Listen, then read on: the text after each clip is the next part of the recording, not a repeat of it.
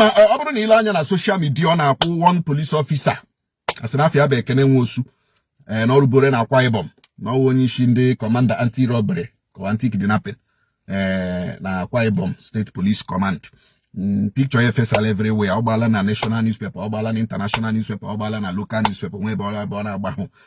And ọ na-agba n'ụdị ọjọọ. Ọ naghị agba n'ụdị ọma. I keep telling people, ezi aha ka ego. I keep telling people, ezi aha ka ego. No matter where you see yourself, ezi aha ka ego.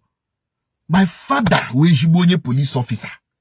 I am proud of that man. May he so rest in peace.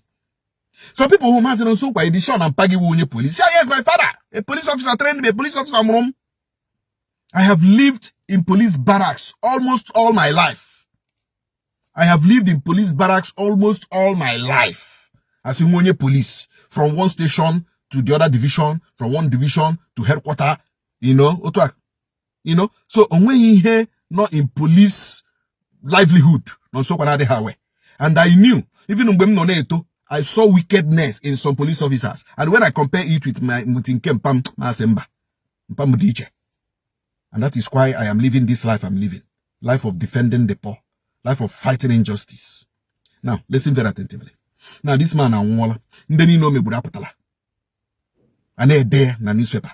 And they're there na social media. And I cut out here. Now, bro, this man, okay, I think I saw no benwa, no long. Yes. Chineke azụọla ya na nka mana o nwere nne how will the mother feel?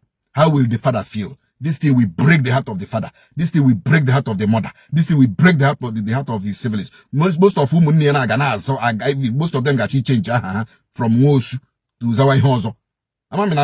Because the testimonies, negative testimonies from people this man who make it the thing is a family.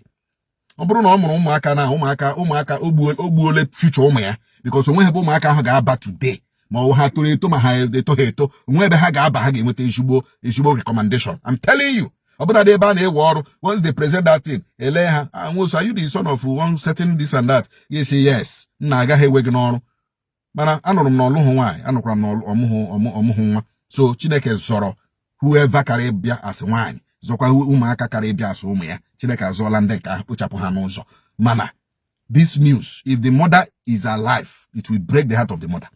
If the father is alive, it will break the heart of the father. We have a lot of comments from lawyers, especially from lawyers. From lawyers. Bundo mere mekota bundi client mere mekota client ha. There was a lawyer in nearby somebody. If you're in nearby, activist way and all these people are giving negative testimonies. Negative testimonies that this man is working for politicians. Politicians they use here. And unfortunately, it's a shame that a police officer get more we allow that politicians use way. Like in Imo State, in a Tiger base, for instance. Politicians may use in the Tiger base. Now, in Imo State. Politicians may use in the Tiger base in Imo State over here. Now, and that's what I mean. This is a direct message to the Tiger base in Imo State. You will never escape justice. You will never escape justice, no matter how wicked you think you are. You can't Chineke ba wicked, ma Chineke chi ba wicked do. Chineke me kechoro wa mebie. Somebody kecharo wa mebie ihe okere. Ike aba wicked. Mebie mo ụmụaka ma mama mpa mebie la ihe niile n'iyi. So onye mere odere ha ka ha aba wicked. So the wickedness and the wrath of God will visit you. It's a direct message to na Tiger base. Mandike woke mandike nwanyị. Ndị ke nwaanyị a na-asị eme mmadụ arrest unu ewere any dollar dị mmadụ na n'ọnụ amụ unu na-atọchọ mmadụ unu bi unu agbatịa mmadụ hang ya mmadụ ụfọdụ anwụọ ebe ahụ ngịrị ha ọtụtụ ihe unu na-eme ebe ahụ ihe unu bidoro kamgbe 2021 mewe n'Imo State a ndị unu gburule that place aghọọla burial ground akpọfee n'azụ kpam agbagbuo akpọfee n'azụ tata agbagbuo Give somebody better maybe when I nụrụ the other day. One guy showed Ibolota, even 1 year arrest. Yeah, be Judge Joe 1 year. And a body boy ebubo because police can allege anything. Nigerian police, nda boge ebubo. Nigerian police boge ebubo. Give George Chineke ajuju. Nigerian police will coin allegation. Boge nishi. Nigerian police. Don't mess with those people. They can allege you. And they had a buggy buba, gave who had a buggy buba with immunity, with impunity, with morale. Not back in Ogiberia, not Bogo Yoshi, kidnapper, Obumado, this, that. Get just more working one. He also Hana, or you know. So that young guy should be Bolota. There are tiger base here. There I see Otobel 1 year. As I 1 year Burunia police, as I 1 year again, within that period now, when all the police is the robo police. When they arrest you now, Igbo police. They got over knows the Hanaga tag Igbo police. Igbo this, that. Am I in Agata? So the young man is Ibolota 1 year. Obatalanga. Now quick up Potayako here. Amamu Kawa she Batako Bata waiting the apple here. Who be this? I said no be equal 1 year. That one will kill police. Nka who she bata. I'm a chop tahunya. Ka she bata. I say, you come, the person will kill police. You come do waiting. Oh, you come outside. It's a come outside. Ta. Not tiger base. So, unu niile nọ na tiger base. Ihe unu metara ga unu ọrụ. Ọ ga-akpọ gị ọrụ, kpọọ ụmụ gị ọrụ, kpọọ ụmụ anyị gị ọrụ, kpọọ ya family ọrụ till the next 10th generation if you don't know. Ihe ọma ị mere ga-eso gị to your 10th generation. Nke ọjọọ ị mere ga-eso gị to your 10th generation.